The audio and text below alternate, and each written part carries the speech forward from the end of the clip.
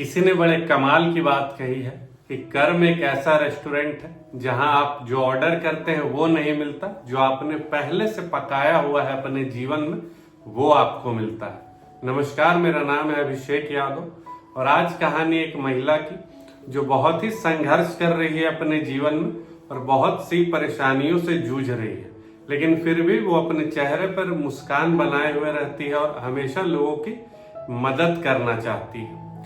उसकी एक दिनचर्या थी कि वो रोज जब नाश्ता बनाती तो 2 रोटी एक्स्ट्रा बनाती और अपने घर के खिड़की पर रख देती ताकि जो भी जरूरतमंद हो, भिखारी हो, जिसे भी भूख लगी हो, वो वहां से लेकर अपना पेट भर सके। और रोज तय समय पर वो जो 2 रोटी रखी हुई होती थी वहां पर एक भिखारी आता और वो 2 रोटी सब्जी लेता और कहता कि बुरा बुरा अपने पास रह जाए और अच्छा वाला घूम कर आए।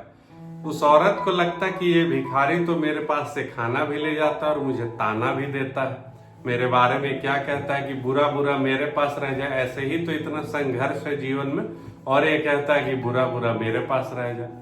ये रोज की दिनचर्या होने लगी। कुछ दिन बीते, उस औरत को एक दिन गुस्सा आ गया इस बात पर कि रोज आता है और ऐसा ही कहता है। उसने क्या किया कि एक दिन 2 रोटी जहर वाली बना दी और उसे खिड़की पर रखने जा रही थी। तभी उसे ऐसा ख्याल आया, उसकी अंतरात्मा से आवाज आई कि आखिर तुम ऐसा क्यों कर रही हो? अपना पूरा जीवन तुमने अच्छे कर्म किए, तो फिर ये गलती क्यों कर रही हो? तो उसने लास्ट मोमेंट में उस रोटी को हटाकर वापस अच्छी जो 2 रोटी बनाई गई थी उसे वहां पर रख दी। वो भिखारी फिर आया और वही लाइन दोहराते हुए रोटी वहां से लेकर चला गया। असल में उस औरत की जो बेटी थी वो 2 वर्ष से खोई हुई थी और उसी शाम उस महिला की जो बेटी थी वो घर पहुंच गई। जब उससे पूछा कि आखिर कहाँ थी तुम इतने साल तक, कैसे किस अवस्था में रही, कहाँ रही, तब उसने बताया कि मैं कहीं भटक गई थी और घूमते इधर उधर लोगों ने मुझे कभी वहां पहुंचाया, कभी वहां पहुंचाया। ऐसे करते करते मैं कल इस अपने स्टेट में आई और वहां पर मैं हाईवे में जा रही थी मगर बहुत थकी हुई थी और वहीं पर सो गई थक कर। वहीं पर एक भिखारी आया और उसने मुझे 2 रोटी और सब्जी दी, तो वो खाकर मैं फिर सुबह हुई तो मैं चलते हुए अपने घर पहुंची।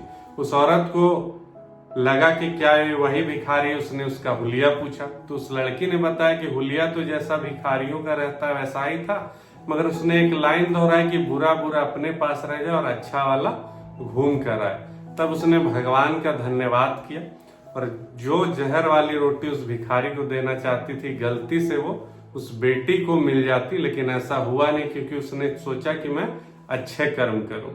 हर हर महादेव।